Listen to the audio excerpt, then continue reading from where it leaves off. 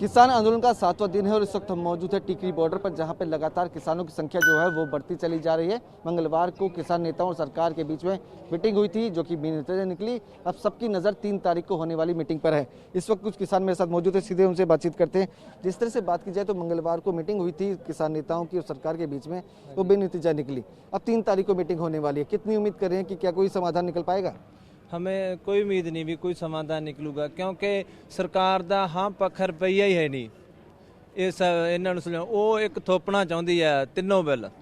ਉਹ ਇਹ ਸੋਚਦੀ ਹੈ ਵੀ ਕਿਸ ਤਰੀਕੇ ਨਾਲ ਅਸੀਂ ਇਸ ਅੰਦੋਲਨ ਨੂੰ ਖਤਮ ਕਰਗੇ। ਅੰਦੋਲਨ ਬਹੁਤ ਵੱਡਾ ਹੋ ਚੁੱਕਿਆ।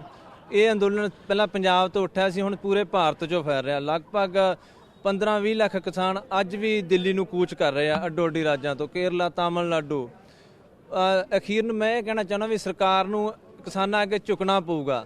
ਜੇ ਇਹਨਾਂ ਦਾ ਇਹੀ ਰਵੱਈਆ ਰਿਹਾ ਤਾਂ ਇਹਦੇ ਨਾਲ ਦੇਸ਼ ਤੇ पंजाब दोनों का, सारे देश का ही नुकसान है। आज भी आप लोगों के लिए अहम होने वाला है, क्योंकि किसान नेताओं को ये कहा गया है कि कानूनों को लेकर जो भी आपको लगता है कमियां हैं उसके अंदर, उसकी सूची बनाइए, यानी कि बिंदु बनाइए, एक लिस्ट बनाइए और कल उस पर हम चर्चा करेंगे। तो क्या कोई बीच का रास्ता निकलने वाला है, ऐसा लगता है आपको? ਪਹਿਲੀ ਮੀਟਿੰਗ ਵੀ ਜਦੋਂ ਇਹਨਾਂ ਨੂੰ ਪੰਜਾਬ ਵਾਲੇ 32 ਜਥੇਬੰਦੀਆਂ ਨੂੰ ਬੁਲਾਇਆ ਗਿਆ ਸੀਗਾ, ਉਦੋਂ ਉਹਨਾਂ ਨੂੰ ਕਿਹਾ ਸੀ ਵੀ ਉਹਨਾਂ ਨੇ ਕਮੀਆਂ ਹੀ ਦੱਸੀਆਂ ਸੀਗੀਆਂ। ਸਿਰਫ ਉਹਨਾਂ ਦੀਆਂ ਕਮੀਆਂ ਸੁਣੀਆਂ, ਉੱਤੇ ਐਕਸ਼ਨ ਕੋਈ ਨਹੀਂ ਲਿਆ।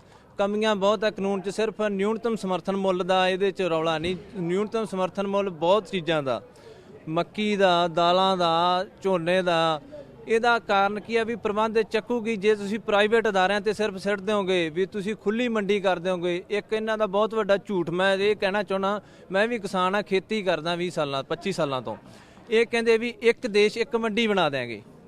ਮੈਂ ਝੋਨਾ ਵੇਚਿਆ ਹਰਿਆਣਾ ਵੇਚਿਆ, ਦੂਜਾ ਹਰਿਆਣਾ ਵੇਚਿਆ, ਹਰ ਇੱਕ ਰਾਜ 'ਚ ਵੇਚਿਆ। ਰਾਜਸਥਾਨ ਮਤਲਬ ਜੀ ਖਾਸ ਤੌਰ 'ਤੇ ਹਰਿਆਣਾ 'ਚ ਤੁਹਾਡੇ ਕੋਲੇ ਜਮ੍ਹਾਂਬੰਦੀ ਹੋਣੀ ਚਾਹੀਦੀ ਹੈ। ਤੁਸੀਂ ਆਪਦੀ ਫਸਲ ਦੇਸ਼ ਦੇ ਕਿਸੇ ਵੀ ਕੋਨੇ 'ਚ ਵੇਚ ਸਕਦੇ ਹੋ, ਕੋਈ ਵੀ टैक्स नहीं। ये निरा झूठ है जी ਇਹਨਾਂ ਦਾ। किसान और मेरे साथ मौजूद है, उनसे भी बातचीत करते हैं। जिस तरह से बात की जाए तो प्रधानमंत्री नरेंद्र मोदी ने ये कहा था कि जो कानून बना है वो किसानों के हित में है, इससे आपको नए अधिकार मिलेंगे।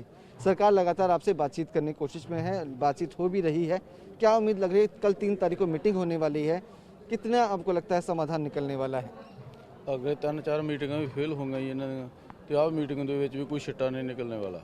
ਇਹ ਜੋ ਜਥੇਬੰਦੀਆਂ ਉਹਨਾਂ ਨੂੰ ਪਾੜਨਾ ਚਾਹੁੰਦੇ ਆ, ਇਹ ਪਾੜ ਕੇ ਉਹਨਾਂ ਨੂੰ ਅੱਡੋ ਅੱਡੀ ਵੀ ਨਿਖੜ ਜਾਣ। ਕਿਸਾਨ ਅੰਦੋਲਨ ਫੇਲ ਕਰਨ ਨੂੰ ਫਿਰਦੇ ਆ ਸਾਰੇ ਹੀ। ਇਹ ਮੀਟਿੰਗ ਦੇ ਵਿੱਚ ਵੀ ਕੋਈ ਛਿੱਟਾ ਉਮੀਦ ਨਿਕਲਣ ਵਾਲੀ ਕੋਈ ਹੈ ਨਹੀਂ। ਕਿਸਾਨ ਸੰਘਰਸ਼ ਤੇ ਡਟਿਆ ਹੋਇਆ। ਇਸ ਤੋਂ ਅੱਗੇ ਕੋਈ ਮੀਟਿੰਗ ਹੋਊ ਤਾਂ ਵੇਖੀ ਜਾਊਗੀ। आपको क्या लगता है कल 3 तारीख को जो मीटिंग होगी उसमें कोई नतीजा निकलने वाला है? क्योंकि एक सूची बनाने को कहा गया है किसानों को कि आपको कानूनों को लेकर जो भी कमियां लगती हैं उसकी एक सूची बनाई जाए और उसको जो है कल उस पर डिस्कशन किया जाएगा, यानी 3 तारीख को डिस्कशन किया जाएगा।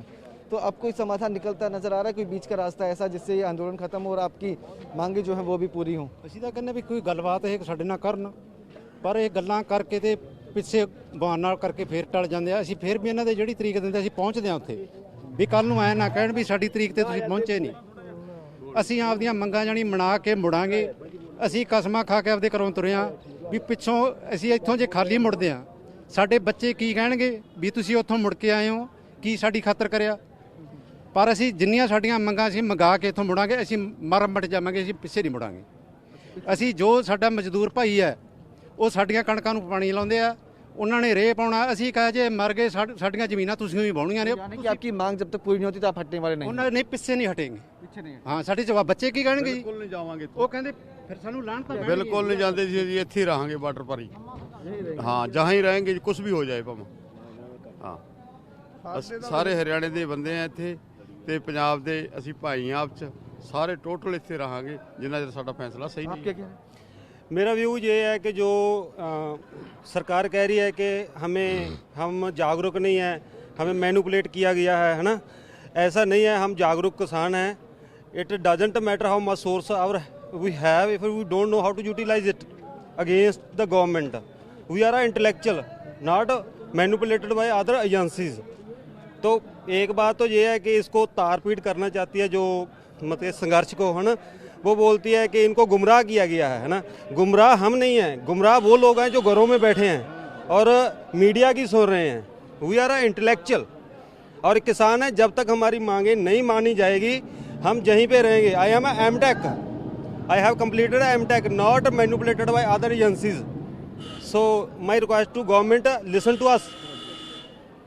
साफ है ये किसान हैं जो कि यहाँ पर लगातार डटे हुए। इनका साफ कहना है कि जब तक इनकी डिमांडें पूरी नहीं होती तब तक ये यहाँ से हटने वाले नहीं हैं।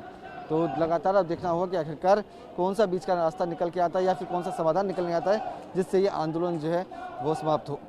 विपुल के साथ विवेक शर्मा, TV9 भारतवर्ष, दिल्ली। फिक्र आपकी, सोमवार से शुक्रवार रात 9 बजे सिर्फ TV9 भारतवर्ष पर।